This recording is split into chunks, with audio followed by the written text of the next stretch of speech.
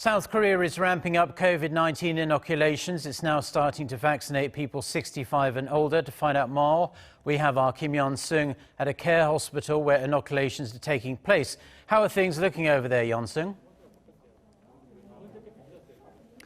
Well, Mark, I'm standing here at a care hospital in Gyeonggi-do Province, and from where I'm standing, it seems to me that everything seems to go smooth sailing.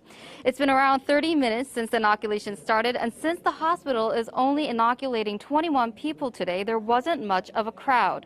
A fresh batch of vaccines with 300 doses will be coming in this afternoon, and vaccinations will continue all throughout this week to inoculate almost 300 people in this hospital.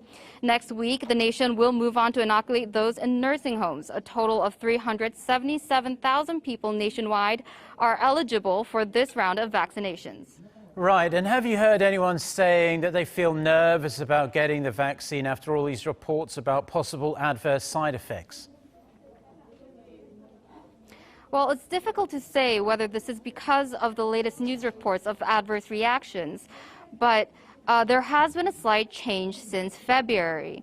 Well, for example, in this care hospital, less than 30% of the eligible patients have agreed to get inoculated, while back last month, almost 60% of the patients signed up for the inoculations.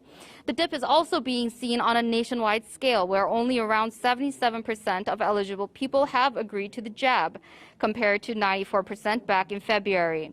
Almost more than half of the people who signed up for today's inoculations changed their dates to Friday, just in case they needed the weekend to rest after getting their jabs. As you know, confidence in the jab has taken quite a dive after several reports of blood clots in Europe. But just yesterday, Korean experts and a U.S. study both announced that they have found no causal link between the vaccine and the blood clots. These findings could have not been more timely, but it's difficult to say whether they have had any impact on easing people's minds. Back to you, Mark.